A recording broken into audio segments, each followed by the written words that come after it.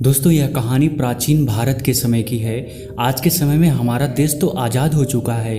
हम स्वतंत्र हैं, कहीं भी आ और जा सकते हैं, लेकिन हमारा मन स्वतंत्र नहीं है। वह हमेशा गुलाम बना रहता है। हम शारीरिक रूप से तो स्वतंत्र हैं, लेकिन मानसिक रूप से हम गुलाम होते जा रहे हैं। मानसिक पीड़ा से हम ज़्यादा परेशान रहते हैं। तो आज की यह सच्ची घटना आपके दिमाग की गुलामी को अवश्य दूर कर देगी। आपके दिमाग में हो रही उथल पुथल को शांत कर देगी। आपका अशांत मन शांत हो जाएगा। दोस्तों, एक बार की बात है, निचले हिमालय की पहाड़ियों में बसे एक छोटे से गांव में निर्मल नाम का एक जवान युवक रहता था। निर्मल अपने गुस्सैल स्वभाव और अशांत मन के लिए पूरे गांव में प्रसिद्ध था। वह बहुत ही गुस्से वाला युवक था। उसका मन एक जगह पर कभी टिकता ही नहीं था। उसका मन हर समय विचारों से भरा रहता था। विचारों के इस तूफान ने उसके मन को पूरी तरह से अशांत कर रखा था। शांति तो जैसे उसके जीवन से गायब ही हो गई थी। वह हर समय अपने विचारों में खोया रहता था और एक तनावपूर्ण जीवन जी रहा था। अपने अशांत मन और गुस्सैल स्वभाव की वजह से उसके घर वाले और गांव के लोगों से भी उसके संबंध अच्छे नहीं थे, जिस वजह से वह खुद को और भी ज़्यादा अकेला व अपमानित महसूस करता था।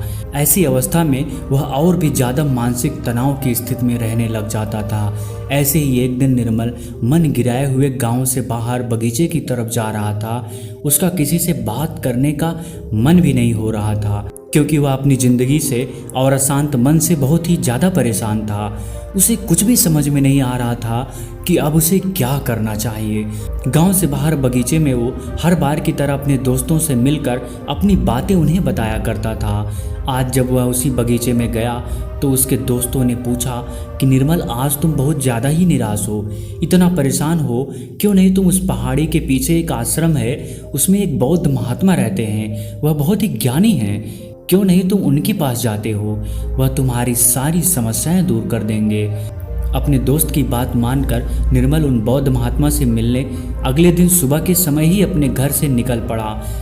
जब वह सुबह वहां पर पहुंचा तो उसने उन बौद्ध महात्मा को देखा कि वह सुबह के समय आश्रम में लगे पौधे को पानी दे रहे थे। चारों तरफ चिड़ियों की चहचहाहट से आश्रम का वातावरण सुबह के समय बिल्कुल खिल उठा था। पौधे को पानी देने के बाद वह महात्मा एक पेड़ के नीचे ध्यान की अवस्था में बैठ गए। बौद्ध भिक्षु के चेहरे से एक शांति झलक रही थी। इस असीम शांति ने निर्मल को बौद्ध भिक्षु की ओर आकर्षित कर लिया। जब निर्मल बौद्ध भिक्षु के निकट पहुंचा तो उसने उनके चारों तरफ एक सकारात्मक ऊर्जा का अनुभव किया। निर्मल को यह महसूस हुआ कि इस अद्भुत शांति और सकारात्मक ऊर्जा का स्रोत कहीं न कहीं बौद्ध भिक्षु के भीतर ही है। इसलिए वह वहीं बैठकर बौद्ध भिक्षु की आंख खुलने का इंतजार करने लगा। थोड़ी देर बाद जब बौद्ध भिक्षु ने अपनी आंखें खोली तो उन्होंने अपने सामने एक जवान लड़के को बैठा पाया, जो कि काफ़ी तनावग्रस्त और नकारात्मक भावनाओं से भरा हुआ लग रहा था। निर्मल ने बौद्ध भिक्षु की ओर लालसा भरी नज़रों से देखा और बड़े आदर भाव से कहा, हे मुनिवर, मेरा मन बहुत ही अशांत हो गया है। मेरे मन के विचार मुझे खाए जा रहे हैं। मैं एक क्षण के लिए भी शांति का अनुभव नहीं कर पा रहा हूँ। इस वजह से हर समय मैं बहुत ही गुस्से में रहता हूँ। थोड़ी सी बात पर हम गुस्से से उत्तेजित हो जाते हैं। किसी की बात मुझे अब अच्छी नहीं लगती। कृपया क्या आप मुझे सिखा सकते हैं कि मैं अपने इस अशांत मन को शांत कैसे करूं? गुरुदेव, कोई उपाय जरूर बताइए मुझे। बौद्ध भिक्षु ने निर्मल के दर्द को समझते हुए उसकी ओर देखा और कहा, मेरे प्यारे बच्चे, तो तुम भी अपने मन की चाबी किसी दूसरे के हाथ में दे दिए हो और आज तुम भी गुलाम हो गए हो। निर्मल को महात्मा की बात कुछ समझ में नहीं आई। उसने कहा, गुरुवर, ये मन का गुलाम और चाबी क्या है? कृपया मुझे विस्तार से समझाएं। बौद्ध महात्मा ने कहा, निर्मल, मैं तुम्हें एक कहानी सुनाना चाहता हूँ। इस कहानी में मानसिक शांति और खुशहाली के सारे रहस्य छुपे हुए हैं। क्या तुम इस कहानी को सुनना चाहोगे? निर्मल ने हाँ करके अपना सर हिला दिया और पूरी एकाग्रता के साथ कहानी सुनने को तैयार हो गया। उसके अंदर की उत्सुकता अब अपने चरम पर थी। बौद्ध भिक्षु ने कहानी सुनानी शुरू की। बहुत समय पहले की बात है। एक नगर में संता सिंह नाम का एक आदमी रहता था। संता बहुत ही महत्वाकांक्षी व्यक्ति था। उसके हर काम में लोगों से तारीफें ही सुनने को मिलती थी। लोग उसकी और उसके काम की खूब तारीफ किया करते थे। अगर उसे किसी काम में असफलता या लोगों से बुराई सुनने को मिलती थी तो वह गहरी चिंता और तनाव में चला जाता था। वह छोटी छोटी बातों पर बहुत ही परेशान हो जाता था।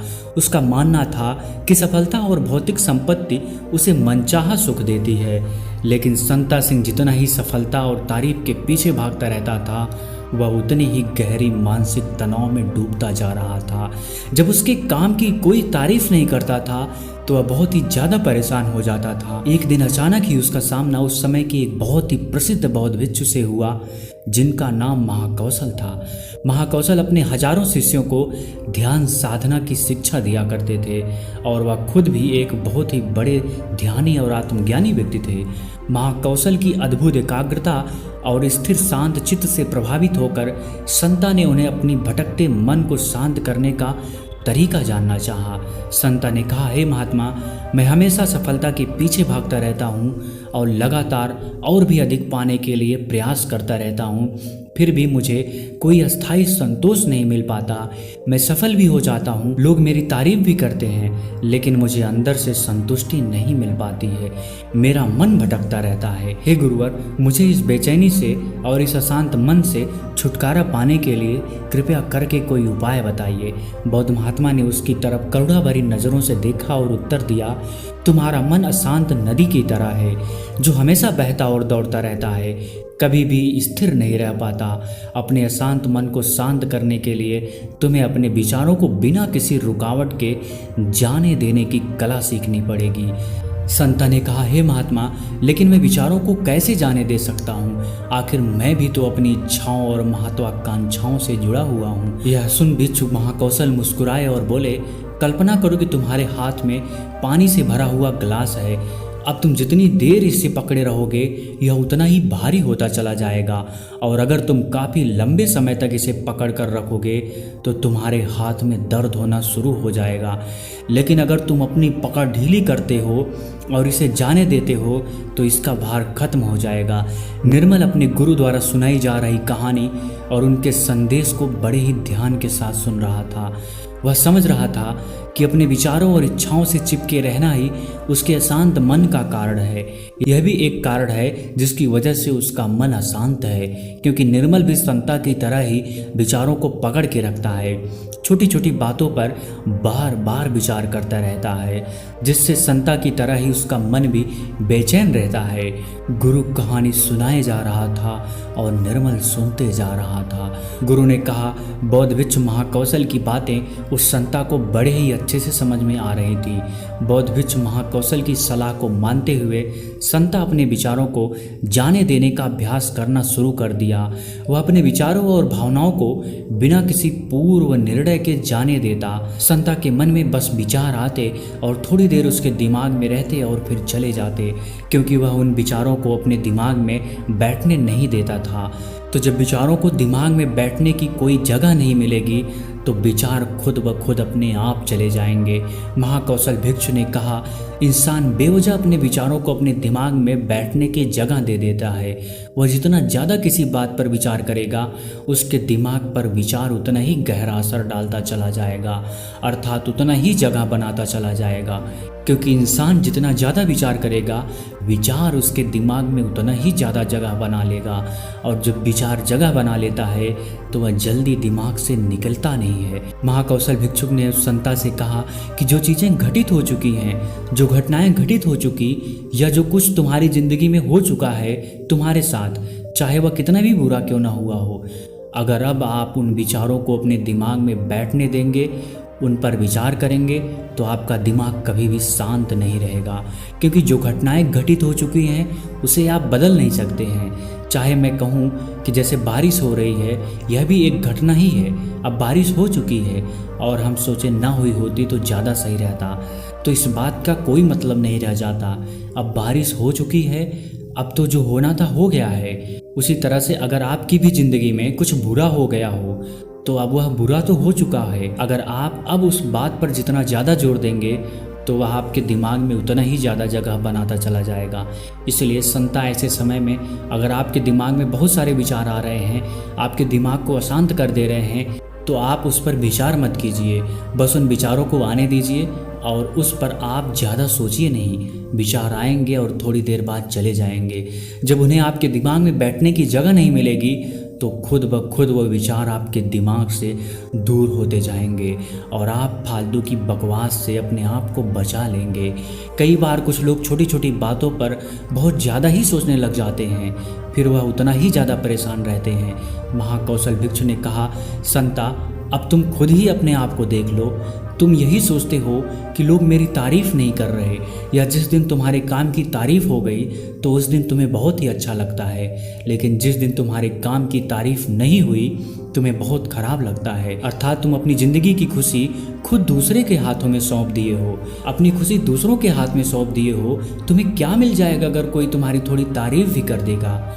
वह तुम्हें थोड़ी देर के लिए शांति तो जरूर देगा, चंद पलों के लिए, लेकिन उसके बाद तुम फिर अपनी तारीफ पाने के लिए दोबारा से वही काम करने लगोगे। पूरे दिन पूरी रात तुम इसी सोच में बिता देते हो कि मैं कितना बढ़िया काम करूं कि लोग मेरी तारीफ़ करें, या ऐसा क्या करूं कितना बड़ा बन जाऊं कि लोग मेरी तारीफ़ करें। यह विचार तुम्हारे दिमाग में जगह बना बैठा है। इस विचार से तुम हमेशा परेशान रहते हो। तुम्हें अपने दिमाग से इन विचारों को जगह नहीं देना है। अर्थात अगर ऐसे विचार तुम्हारे दिमाग में आए तो तुम उस पर विचार ना करो। इस बात की आशा मत रखो कि लोग मेरी तारीफ़ करेंगे। यही आशा ही तुम्हारे दिमाग को अशांत कर दे रही है। पूरे दिन पूरी रात इसी सोच में तुम बिता देते हो कि मैं कितना बढ़िया काम करूं कि लोग मेरी तारीफ करें, या ऐसा क्या करूं कितना बड़ा बन जाऊं कि लोग मेरी तारीफ करें। ऐसा विचार तुम्हारे दिमाग में जगह बना बैठा है। इस वजह से तुम हमेशा परेशान रहते हो। तुम्हें अपने दिमाग से इन विचारों को जगह नहीं देना है। अर्थात अगर ऐसा विचार तुम्हारे दिमाग में आए तो तुम उस पर विचार ना करो। इस बात की आशा मत रखो कि लोग मेरी तारीफ करेंगे। यही आशा ही तुम्हारे दिमाग को अशांत कर दे रही है। अशांत मन का यह भी बहुत बड़ा कारण होता है कि किसी से बहुत आशा लगा लेना, किसी से बहुत उम्मीद रखना, क्योंकि उम्मीद रखना भी तुम्हारे मन को एक दिन अशांत जरूर कर देगी। जरूरी नहीं कि तुम्हारी हर उम्मीद पूरी हो, और जरूरी यह भी नहीं कि तुमने जिससे उम्मीद लगाया है वह तुम्हारी उम्मीद पर खरा उतरे, क्योंकि उम्मीद एक दिन जरूर टूटती है, और जब उम्मीद टूटेगी तो तुम्हें बहुत दुख होगा, तुम्हें बहुत दर्द होगा, तुम्हारा मन फिर अशांत हो जाएगा, तुम गहरे दुख में डूब जाओगे। इसलिए किसी से बहुत ही उम्मीद मत रखना। तुम अपने लिए जियो, क्योंकि जब तुम खुश रहोगे तो पूरी दुनिया तुम्हें खुश दिखाई नजर आएगी। वह तुम्हारी अपनी खुशी है, इसे तुम अपने हाथों में रखो, क्योंकि इस दुनिया में तुम अकेले आए हो और अकेले ही जाना है। तो अपनी जिंदगी अपने हिसाब से जियो। लोग सबसे ज्यादा इसलिए परेशान रहते हैं क्योंकि वो सोचते हैं कि दुनिया क्या कहेगी, लोग क्या कहेंगे, भविष्य मेरा कैसा होगा, उसने मुझे आज ऐसा कह दिया। यही सब विचार उसके दिमाग में जगह बना लेते हैं, और जब भी विचार जगह बना लेते हैं आपके दिमाग में, बैठने की जगह उन विचारों को मिल जाती है तो वे उतनी आसानी से आपके दिमाग से नहीं निकलेंगे। आप कितना भी पूजा पाठ क्यों ना कर लें, आपका दिमाग अशांत ही रहेगा। संता ने कहा, गुरुवर मेरे साथ भी ऐसा ही हो रहा है। मैं यही सोचता हूँ कि पूजा पाठ कर लूँ तो मेरा दिमाग शांत हो जाए, लेकिन ये शांत होता ही नहीं। जब तक मैं पूजा पाठ करता हूँ तब तक तो मुझे शांति मिल जाती है, लेकिन फिर उसके बाद मेरे दिमाग में वही सब विचार आने लगते हैं। महाकौशल भिक्षुक ने कहा, संता अपने आप को जागरूक करो, समझो इस बात को कि असली शांति किस तरीके से प्राप्त की जा सकती है। पूजा पाठ तो वह तुम्हारी नित्य प्रतिदिन की क्रिया है, इससे तुम्हारा दिमाग शांत नहीं होने वाला है जब तक कि तुम ध्यान में बैठकर अपने विचारों को समझने का प्रयास नहीं करोगे, अपने आप को जागरूक नहीं करोगे कि कौन से विचार हमारे लिए अच्छे हैं और कौन से विचार हमारे लिए बुरे हैं। विचारों को अपने दिमाग में आने दो और उन्हें जाने दो, उन्हें जगह मत दो, अर्थात उन विचारों पर ज़्यादा जोर मत दो, और अपनी आज़ादी की चाबी अपने हाथ में रखो, किसी के हाथ में मत रखो, वरना तुम कभी स्वतंत्र नहीं रह पाओगे। शारीरिक रूप से तो तुम आज़ाद हो, लेकिन आंतरिक रूप से तुम गुलाम हो। इसलिए आंतरिक रूप से भी खुश होने का प्रयास करो, आंतरिक रूप से भी खुद को स्वतंत्र रखो। अपने स्वतंत्र होने की चाबी अपने हाथ में रखो। यह दुनिया है, इसका काम है बोलना, बोलकर आपको परेशान करना। जितना आप इस बात से परेशान होंगे, लोगों को और मजा आता जाएगा, वे तुम्हें और ज़्यादा परेशान करने की कोशिश करेंगे। तुम्हारी आंतरिक स्वतंत्रता रूपी चाबी को वह तुमसे छीनने का प्रयास करेंगे। इसलिए अपनी चाबी किसी को मत दो। इस दुनिया में कुछ भी अस्थायी नहीं है, सब कुछ बदलता रहता है। एक समय के बाद सब कुछ बदल जाता है। एक दिन तुम्हारे चाहने वाले भी तुमसे दूर हो जाएंगे, फिर कोई और आएगा। आज तुम यहाँ हो मेरे सामने, कल तुम कहीं और होगे। जब इस दुनिया में कुछ भी अस्थायी नहीं है, सब कुछ बदलने वाला है, तो तुम अपने दिमाग में विचारों को क्यों अस्थायी जगह दे रहे हो? ऐसे विचारों को क्यों तुम बार बार सोच रहे हो? खुद को स्वतंत्र रखो, अंदर से भी और बाहर से भी। अंदर से स्वतंत्र रखना बहुत ज़्यादा जरूरी होता है। महाकौशल की बात सुनकर संता को सब उत्तर मिल चुका था। इधर गुरु ने कहानी का अंत किया और कुछ देर शांत होकर निर्मल से पूछा, निर्मल कुछ समझ में आया? तुम्हारा उत्तर मिला कि नहीं? निर्मल तो मानो एक मूर्ति के समान वह गुरु को एकटक देखता ही जा रहा था। उसके मुख से कुछ भी निकल नहीं रहा था, क्योंकि ऐसी बातें आज से पहले वह कभी किसी के मुख से सुनी नहीं थी। यह ऐसी कहानी अपने गुरु के मुख से सुनी कि जो शायद उसे जीवन की सच्चाई बता गई, शायद उसे जीवन का रहस्य भी पता चल गया।